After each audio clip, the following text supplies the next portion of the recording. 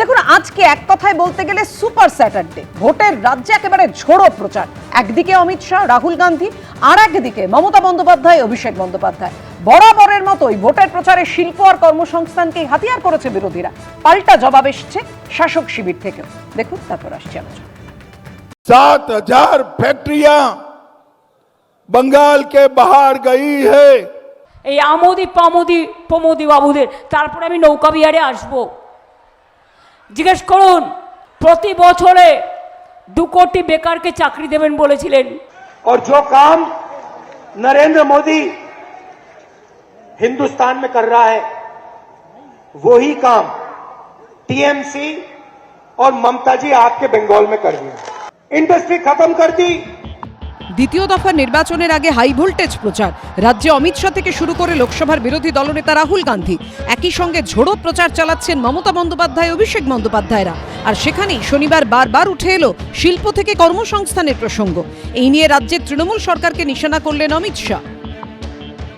ये ममता दीदी ने पूरे बंगाल को बेरोजगारी में बदलने का काम किया है। 7,000 फैक्ट्रियां बंगाल के बाहर गई है। हम 2 ही साल में सभी कारखानों को वापस लाकर बंगाल के युवा को नौकरी देने का काम करेंगे। नौकरी देने का काम करेंगे। এই আমোদি প্রমোদি বাবুদের তারপরে আমি নৌকা বিহারে আসবো। জিজ্ঞেস করুন, প্রতি বছরে 2 কোটি বেকারকে চাকরি দেবেন বলেছিলেন। 12 বছর হয়ে গেল, 24 কোটি হয়, একজনকেও দিয়েছেন। দেশে 40% বেকার বেড়েছে, আর বাংলায় 40% বেকার কমেছে। এটা মাথায় রাখবেন। কোথাও যেতে হবে না, আপনি হাওড়া থেকে বর্ধমান পর্যন্ত শুধু একদিন ন্যাশনাল হাইওয়ে দিয়ে যান, দেখবেন চারিদিকে শুধু ইন্ডাস্ট্রি ইন্ডাস্ট্রি ইন্ডাস্ট্রি। শিল্প থেকে কর্মসংস্থান, নরেন্দ্র মোদী আর মমতা বন্দ্যোপাধ্যায়কে এক আসনে বসিয়ে আক্রমণ করেছেন রাহুল গান্ধী। ये पहले इंडस्ट्रियल एरिया हुआ करता था, यहां पे जूट मिल्स हुआ करते थे, यहां पे इंडस्ट्री हुआ करती थी। कौन लाया था? कांग्रेस पार्टी लाई थी। और आज की सच्चाई चाहे ममता जी हो, चाहे नरेंद्र मोदी जी हो, सिर्फ सत्ता चाहते हैं, जनता के लिए काम नहीं करते हैं। काम नरेंद्र मोदी हिंदुस्तान में कर रहा है वही काम टीएमसी और ममता जी आपके बंगाल में कर दी। इंडस्ट्री खत्म कर दी, बेरोजगारी फैला दी। রাজ্যে দীর্ঘদিন ধরে বন্ধ হিন্দ মোটর কারখানা, ন্যানো কারখানা তৈরি শুরু করেও পাত্তারি গুটিয়েছে টাটারা। এই পরিস্থিতিতে ভোটের আগে শিল্প নিয়ে তরজায় জড়িয়েছে শাসক ও বিরোধী শিবির। তৃণমূল নেত্রী যখন তাঁর আমলে কারখানা বিনিয়োগের কথা বলছেন, রাহুল গান্ধীর গলায় তখন শোনা গেছে শিল্পকে ধ্বংস করার অভিযোগ। হিন্দ মোটর কারখানার জমি নিয়ে 40 একর জমি দিয়ে আমরা ওখানে মেট্রো কোচের ফ্যাক্টরি বানিয়েছি। অনেক লোকের আগামী দিন চাকরি হবে। এছাড়াও আরও ইন্ডাস্ট্রিয়াল ক্লাব করা হয়েছে। সিঙ্গুরেও চন্ডা আমি পুরো করে দিয়েছি, ডানকুনিতেও পুরো করে দিয়েছি। এছাড়াও 6টা ইকোনমিক করিডোর হচ্ছে। বাংলায় গর্ব হবে শুনলে, লক্ষ লক্ষ কোটি টাকার বিনিয়োগ আসছে। यहाँ पे पहले एम्बेसडर कार बनती थी, हिंदुस्तान मोटर्स की फैक्ट्रियां थी। यहाँ पे इंडस्ट्री का सेंटर था, सिर्फ कलकत्ता नहीं, बंगाल। और उस सारे के सारे को पहले लेफ्ट फ्रंट ने और उसके बाद ममता जी ने खत्म कर दिया है। কৃষি আমাদের ভিত্তি, শিল্প আমাদের ভবিষ্যৎ, এই স্লোগান তুলে একসময় শিল্পের জন্য ঝাঁপিয়েছিল বাম সরকার। কিন্তু তারপর বিভিন্ন নদী দিয়ে বয়ে গেছে অনেক জল। জমি আন্দোলনের ইতিহাসে মাইল ফলক হয়ে রয়ে গেছে সিঙ্গুর নন্দীগ্রাম। শিল্পের সেই সুদিন কি ফিরবে পশ্চিমবঙ্গে? বিধানসভা ভোটের মধ্যে ফের বড় হয়ে উঠেছে এই প্রশ্ন। কমল কৃষ্ণ দে, সৌরভ বন্দ্যোপাধ্যায় ও সৌমিত্র রায়ের রিপোর্ট, এবিপি আনন্দ। আমি বিশ্বনাথ চক্রবর্তীর কাছে আসবো। ধারাবাহিকভাবে বিশ্বনাথদা, কংগ্রেস এবং তৃণমূলের একটা অম্লমধুর সম্পর্ক রয়ে গিয়েছে। এই কেন্দ্রে যদি দেখেন, একেবারে এই দুই দল জোট স্বার্থ রক্ষা করেছে। আবার যেই মুহূর্তে রাহুল গান্ধী আসছেন, প্রত্যাশিতভাবে বিজেপিকে তিনি আক্রমণ করবেন, কিন্তু তীক্ষ্ণতম ভাষায় একেবারে জোট শরিক তৃণমূল কংগ্রেসকে পর্যন্ত আক্রমণ করছেন। আমি বলছি, এই নির্বাচনে ইম্প্যাক্টটা কি পড়তে পারে? দেখো, প্রথমে আমি বলবো আমাদের ভোটারদের সহ্য ক্ষমতা কি বিরাট না। তুমি একটু শুভ্র ভাবো, আমাদের ভোটারদের কত মিথ্যে কথা সারাদিন ধরে শুনতে হয়, পুরো মিথ্যে কথা, কাঁচা মিথ্যে কথা, পাকা মিথ্যে কথা সারাদিন ধরে শুনতে হয়। রাজনৈতিক নেতারা মিথ্যে কথা বলে, তোমরা সেগুলো সম্প্রসারণ করো, সেগুলো শুনতে হয়। যেমন এইমাত্র শুনতে হলো যে লক্ষ লক্ষ কোটি টাকা আসছে, এ তো প্রত্যেকটা বেঙ্গল সাবমিটে শুনতে হয় যে শিল্পের জন্য লক্ষ লক্ষ কোটি টাকা, 20 লক্ষ কোটি টাকার গল্প শুনি। এবং আমার যদি শিল্প থাকতো তাহলে আমার রাজ্য থেকে লক্ষ লক্ষ ছেলে বাইরের রাজ্যে গিয়ে চাকরি করতে হতো, লক্ষ লক্ষ লোককে বাইরে গিয়ে পরিযায়ী শ্রমিক হতে হতো। এবং আমার যদি শিল্প থাকতো তাহলে জিএসটি কালেকশনে আমার স্থান 12 নম্বরে থাকতো, তাহলে তো আমি কর্ণাটকের মতন 2 নম্বরে থাকতাম, তামিলনাড়ুর মতন 1 নম্বরে থাকতাম। মানে দেখো মিথ্যে কথা শুনতে হয় আমাদের, এটা আমাদের দুর্ভাগ্য। দ্বিতীয় যে বিষয়টা, যে দেখো বিচারধারার জায়গা থেকে তুমি যদি ভাবো, তাহলে কংগ্রেস একমাত্র দল ভারতবর্ষে যার সাথে বিজেপির ডায়ামেট্রিক্যালি অপোজিট। কারণ কংগ্রেস দলের সাথে কখনোই কংগ্রেস দল কখনোই বিজেপির সাথে রাজনৈতিক সমঝোতায় আসেনি। এবং কংগ্রেস দল মুক্ত ভারতবর্ষ স্বপ্ন দেখে নরেন্দ্র মোদী, মানে কংগ্রেস মুক্ত ভারতের স্বপ্ন দেখে নরেন্দ্র মোদী, অমিত শাহরা। ফলে কংগ্রেস দলকে যে কোনো মূল্যে তারা এই ভারত থেকে মানে উৎখাতিত করতে চায়। উল্টো দিকে তৃণমূল কংগ্রেসের সাথে যদি তুমি সম্পর্ক দেখো, তাহলে 1998 সাল তৃণমূল কংগ্রেস তৈরি হয়। তারপর থেকে দীর্ঘ সময় তৃণমূল কংগ্রেসের সাথে নরেন্দ্র মোদী, অমিত শাহের জোট ছিল। এখনো তুমি কলকাতার বিভিন্ন দেওয়ালে দেখতে পারবে যে বিজেপি সমর্থিত মমতা বন্দ্যোপাধ্যায় তৃণমূল প্রার্থীকে জয়ী করুন। ফলে তৃণমূল কংগ্রেস বারবার বিজেপির কাছে গেছে এবং কম্প্রোমাইজ করেছে, কিন্তু কংগ্রেস দল কিন্তু সারা ভারতবর্ষে প্রতিনিয়ত কিন্তু লড়াই যতটা হচ্ছে পারছে না। বারবার রাহুল গান্ধী হারছে, 50 বার যে হার কথা বললো সঠিক, নেতৃত্ব ঠিক মতন আরো যে জোরালো ভাবে দেওয়ার কথা ছিল দিতে পারেনি। কিন্তু বিচারধারার জায়গা থেকে মানে কংগ্রেস দল কখনো কিন্তু মানে বিজেপির কাছে আত্মসমর্পণ করেনি। ফলে সেই জায়গাতে কখনো কখনো তৃণমূল কংগ্রেস বিজেপির মধ্যে যখন কনভার্জেন্ট হচ্ছে, সেই জায়গায় কংগ্রেস অনেক দূরে চলে যাচ্ছে। ফলে কংগ্রেসের সাথে কখনোই কোনো গ্র্যান্ড অ্যালায়েন্স মমতা বন্দ্যোপাধ্যায় হতে পারে না, কারণ এ রাজ্যে কংগ্রেসকে ভেঙেই মমতা বন্দ্যোপাধ্যায় তৈরি হয়েছে। ফলে সম্পর্কটা বাস্তানুপাতিক। কংগ্রেসের বৃদ্ধি মানে হলো তৃণমূল কংগ্রেসের সাংগঠনিক শক্তি ক্ষয়িষ্ণু হবে। এই মালদা মুর্শিদাবাদ এই যে রাজা গোপালদার চক্রবর্তী বলছিলেন যে কংগ্রেস কয়েকটা আসন পেতে পারে, একটা কস্ট অফ তৃণমূল কংগ্রেস।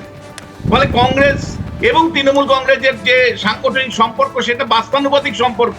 কংগ্রেসের বৃদ্ধি তৃণমূলের রক্তক্ষয় হবে, আবার তৃণমূল কংগ্রেসের শক্তি বৃদ্ধিটাই হয়েছে কংগ্রেসকে ভাঙিয়ে। ফলে এই সম্পর্ক কখনোই কিন্তু তুমি মানে বামফ্রন্ট আমলে যে বামেদের যে জোট ছিল ওই রকম জোটের কথা ভেবে ভাববে না। সর্বভারতীয় স্তরে যখন বিজেপিকে বিরোধিতা করতে হবে তখন কোনো কোনো জায়গায় তাদের মধ্যে কনভার্জেন্ট হবে, কিন্তু অধিকাংশ ক্ষেত্রেই কিন্তু তৃণমূল একটা ঘরানার রাজনৈতিক দল আর কংগ্রেস আরেকটা বিচারধারার রাজনৈতিক দল। এই তেল আর জলে কখনোই মিশতে পারে না। কখনো কখনো মিশতে বাধ্য হয় যখন কেন্দ্রের বিজেপির বিরোধিতার প্রশ্ন আসে, যেমনটা ঘটেছিল এবার লোকসভাতে মহিলা বিল। তার প্রভাব কি পশ্চিমবঙ্গ বিধানসভা নির্বাচনে পড়তে পারে?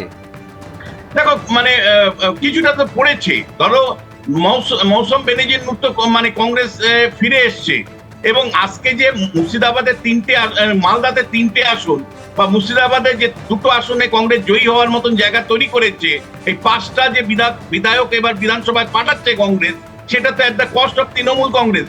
ফলে কংগ্রেসের আলাদা অস্তিত্ব, বারবার আমি বলি, আমার অ্যানালিসিসে বারবার বলে যে কংগ্রেসকে যদি পশ্চিমবাংলায় দাঁড়াতে হয় তাহলে আলাদাভাবেই দাঁড়াতে হবে এবং দীর্ঘমেয়াদী। একেবারে যে কথা বিশ্বনাথ দা বলছেন, আমি শান্তনুদার কাছে আসবো। শান্তনুদা, একদম যেখানে বিজেপিকে ভয় সর্বভারতীয় ক্ষেত্রে তৃণমূলের, কংগ্রেসকে সেইভাবে এইখানে ভয় বাংলার ক্ষেত্রে। যদি কংগ্রেসের শক্তি বৃদ্ধি হয় তাহলে তো খুব স্বাভাবিকভাবেই তৃণমূলের ভোট কাটবে। দেখুন, আমি বলি বিশ্বনাথ দার কয়েকটা কথার উত্তর আমায় কাইন্ডলি দিতে দেবেন।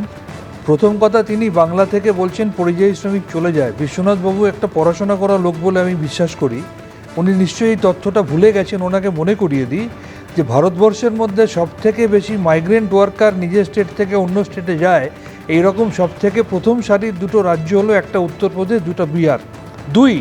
দুদিন আগে বিহারের একজন সাংসদ অশোক যাদব, তিনি নিশ্চয়ই তৃণমূলের নন, তিনি বলেছেন বাংলাকে কুর্নিশ করি, তার কারণ বাংলায় 2 কোটি বিহারি লোক এখানে কাজ করে। তিনি বলছেন এখানে শিল্পায়ন হয় না, আমি একটু গুগল ঘেঁটে ওনাকে দয়া করে দেখে নিতে বলবো 2011 সালে বাংলায় রেজিস্ট্রিকৃত কোম্পানির সংখ্যা ছিল 1,32,000, বর্তমানে সেটা গিয়ে দাঁড়িয়েছে 2,53,000। আমি যদি বানতলা লেদার কমপ্লেক্স থেকে সাগরদিঘি তাপবিদ্যুৎ থেকে সেল, রশ্মি গ্রুপ, JSW, হিমাদ্রি কেমিক্যাল বলতে যাই আপনার সময় পেরিয়ে যাবে। আর যেটা আমি আপনাকে বলবো, আজকে বিজেপি এমন একটা জায়গায় আমাদের দেশকে নিয়ে গেছে, একটা বাচ্চা জন্মালে তার মাথার ওপর 1,32,000 টাকার দেনা। আর কংগ্রেসের বিষয়ে আমি বিশ্বনাথ বাবুকে স্মরণ করিয়ে দিই, 34 বছর আজকে তারা শাসন করেছে শুধুমাত্র কংগ্রেস সিপিএম এর সাথে লড়াইটা করেনি বলে। তৃণমূল কংগ্রেস 2011 সালে তৈরি না হলে আজও বাংলার মানুষকে পরাধীন থাকতে হতো। এবং এক সেকেন্ড, 2011-এ তৃণমূলের সাথে জোট করে কংগ্রেস কিছু আসন পেয়েছিল, 2016-এ জবে থেকে তাদের হত্যাকারী সিপিএম এর হাত ধরলো। আমি বলছি এরা উল্টো ব্যাখ্যা আছে, এটা উল্টো ব্যাখ্যা আছে। কংগ্রেস দাবি করে 2011-তে কংগ্রেস যেহেতু তৃণমূলে হাত ধরেছিল সেই কারণে তারা ক্ষমতায় আসতে পেরেছিল, পরিবর্তনটা হয়েছিল। বেশ, আমি এইখানে তনুজা চক্রবর্তীর কাছে আসবো। রাহুল শান্তনু সের অবশ্য এই রাজ্যের যে 8 লক্ষ কোটি টাকার মতন ঋণ, সেইটা আমি জানি না যে ভুলে গেলেন নাকি এড়িয়ে গেলেন, কিন্তু আমি এইখানে তনুজা চক্রবর্তীর কাছে আসবো। বেশ বেশ বেশ, আমি তনুজা চক্রবর্তীর কাছে আসবো। কতটা উন্নতি হয়েছে মমতা বন্দ্যোপাধ্যায়ের বক্তব্য থেকে শুধু একটা অংশ শুধু তুলে নেব। মমতা বন্দ্যোপাধ্যায় প্রতিবেদনও দেখলেন আপনারা, বলেছেন মমতা বন্দ্যোপাধ্যায় বলেছেন আপনি হাওড়া থেকে বর্ধমান পর্যন্ত শুধু একদিন জাতীয় সড়ক ধরে যান, দেখবেন চারিদিকে শুধু শিল্প শিল্প আর শিল্প। ফলে আপনারা মিথ্যে অভিযোগ করছেন তৃণমূলের বক্তব্য অনুযায়ী যে এখানে কোনো শিল্প হয় না। দেখুন, এখানে যারা আমরা উপস্থিত আছি প্রত্যেকেই ওই রুটটা দিয়ে আমরা চলেছি, হাইওয়েটা দিয়ে, এবং কেউই আমরা কোথাও উনি একটা নাম বলতে পারলেন না, একটা ইন্ডাস্ট্রির নাম বলতে পারলেন না। উনি হিন্দমোটরের কথা বললেন, সেখানে উনি কোচের কথা বললেন রেলের, ওটা তো ওনার কিছুই না, আমার তো মনে হয় সেন্ট্রাল গভর্নমেন্টের। কিন্তু ওখানে যদি আপনি যান, এখন দেখবেন আবাসন হয়ে গেছে, শ্রীরাম অথবা শুধু রাম এরম একটা কিছু, মানে কোনো একটা প্রমোটিং হচ্ছে, ওখানে বড় বড় আবাসন তৈরি হয়ে গেছে। জলাশয়গুলো বন্ধ করে দিয়ে সেখানে আবাসন তৈরি হচ্ছে। হিন্দমোটরের ওরকম একরকে একর জমি ওখানে এখন আবাসনের জন্য মুখ্যমন্ত্রী চাইছেন বাকিটাও পূর্ণ করে দেবেন, যেভাবে এখানে আর বাকি জায়গাগুলো হয়ে গেছে। এবার আসছি, উনি বলছেন ডানকুনিতে সব করে দিয়েছি। উনি কি করেছেন ডানকুনিতে যানজট ছাড়া আর কিছু নেই। এখন ফ্লাইওভার হয়ে যাওয়াতে, হাইওয়ে অনেক সম্প্রসারিত হওয়াতে তার ফলে সেটা এখন বন্ধ হয়ে গেছে। কিন্তু প্রশ্ন হচ্ছে, উনি একটা ইন্ডাস্ট্রির নাম 11 সাল থেকে বলতে পারলেন না। এতগুলো বিজনেস সামিট হয়েছে, এত এত লক্ষ লক্ষ কোটি টাকা খরচা করেছে,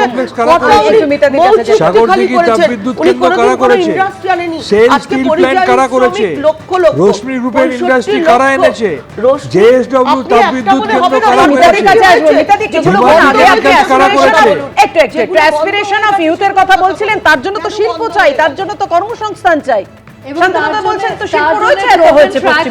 দরকার। এবং আজকের দিনে আমি কিছুক্ষণ আগেই বলছিলাম যে যদি আপনি দক্ষিণ ভারতবর্ষ, যেটা কিনা সম্পূর্ণভাবে এখন কংগ্রেসময়, কেরালা বাকি ছিল, কেরালা এই নির্বাচনের রেজাল্ট বেরোনোর পরে কংগ্রেসের সরকার এসে যাবে, কর্ণাটকা তেলেঙ্গানাতে কংগ্রেসেরই সরকার আছে, তামিলনাড়ুতেও আমাদের কংগ্রেস এবং ডিএমকে অ্যালায়েন্সের সরকার আছে। আপনি যদি সাউথ ইন্ডিয়ার ইন্ডাস্ট্রিয়ালাইজেশন দেখেন, জিডিপি পার ক্যাপিটা দেখেন, ন্যাশনাল জিডিপিতে সাউথ ইন্ডিয়ান স্টেটসের শেয়ার বা কন্ট্রিবিউশন দেখেন, আপনার সামনে দিনের আলোর মতো পরিষ্কার হয়ে যাবে যে কংগ্রেস শিল্পায়ন, ইন্ডাস্ট্রিয়ালাইজেশন এবং কর্মসংস্থান বোঝে। ডক্টর মনমোহন সিং এর সময় যখন তিনি অর্থমন্ত্রী ছিলেন, পিভি নরসিমহা রাওয়ের সময় যদি আমরা ইকোনমিক লিবারালাইজেশন না নিয়ে আসতাম 1991-এ, তাহলে পরবর্তীকালের যে আমাদের অ্যাসপিরেশনাল ইন্ডিয়া তৈরি হয়েছিল, সেই ইন্ডিয়া তৈরি হতো না, যেটা UPA 1, UPA 2 সরকারের সময় হয়েছিল এবং তার পরবর্তীকালেও হয়েছিল। যে রেটে আমাদের জিডিপির বৃদ্ধি পেয়েছিল সেটা পেত না। এবং আমি আরেকটা প্রশ্ন করতে চাই, উনি অনেক ইন্ডাস্ট্রিয়াল কমপ্লেক্সেসের নাম বললেন। আচ্ছা বলুন তো, পশ্চিমবাংলার স্থান কি জিডিপি পার ক্যাপিটা হিসেবে? আমরা তো খুব বড় রাজ্য, মানে পপুলেশন ভীষণ বেশি, জিডিপি পার ক্যাপিটা হচ্ছে 23তম জায়গায় রয়েছে। আবার একটা কথা বলি, আমি সরকারি ডেটা সোর্স থেকে কোট করছি। আমার হঠাৎ করে মনে পড়ে যাচ্ছে 2G স্ক্যাম, হঠাৎ করে মনে পড়ে যাচ্ছে 3G স্ক্যাম, হঠাৎ করে মনে পড়ে যাচ্ছে কোল স্ক্যাম, হঠাৎ করে মনে পড়ছে কোনো একটা বড় স্পোর্টস ইভেন্টকে কেন্দ্র করে একটা ঝাঁটা কেনার বিল। ম্যাডাম, আমি কিন্তু আপনাকে ডিস্টার্ব করিনি, প্লিজ। একটা ঝাঁটা কিনতে 60,000, একটা টিউবলাইট কিনতে 15,000, এগুলো মনে পড়ে তৃণমূল যাচ্ছে। কংগ্রেস দুর্নীতির এগুলো কথা যদি বলছে। না হতো তাহলে 2014 সালে ওই ভদ্রলোকটি এসে, চাওয়ালা ভদ্রলোকটি এসে চা বিক্রি করতে করতে এসে আজকে বিগত 12 বছরে এই দেশটাকে বিক্রি করে দেওয়ার সুযোগ পেত না, এবং ডোনাল্ড ট্রাম্পের কাছে আমাদের দেশকে সমর্পিত হতে হতো না। আজকে এই জায়গাটা দেশকে দাঁড়াতে হয়েছে শুধুমাত্র কংগ্রেসের সাংগঠনিক এবং কার্যকরী ব্যর্থতার জন্য। তৃণমূল বলছে দুর্নীতির কথা, ভাবাই যায় না। এই রাজ্যটা যারা দুর্নীতির পুরো রসাতলে চলে গেছে। নির্মলা এমন দেবী দুর্নীতি কাদের মন্ত্রী, নেই। তার স্বামী কি বলেছে? ত্রিপল চুরি থেকে, সব চাল থেকে চুরি বড় থেকে, দুর্নীতি কয়লা, কোল সোনা, স্ক্যাম কারা হেন করেছে? গরু, কিছু নেই আদানি এমন। কোল স্ক্যাম যা কে করেছে? মানুষ বেশ। চুরি করেনি বালকো তৃণমূলের কোল নেতারা। স্ক্যাম কে করেছে? বেশ, ইয়াদুরাপ্পা স্ক্যাম কে করেছে? চিঠি স্ক্যাম কে করেছে? কে বিশ্বাস করছে মানুষকে, এটা তো একেবারে দাবি এবং পাল্টা দাবির মধ্যে রয়েছে। কিন্তু কে দুর্নীতি করেছে এবং কে সে দুর্নীতির প্রতিবাদ করেছে তা নিয়েও কিন্তু নির্বাচনী প্রতিদ্বন্দ্বিতা চলছে। এবিপি আনন্দ, এগিয়ে থাকে, এগিয়ে রাখে।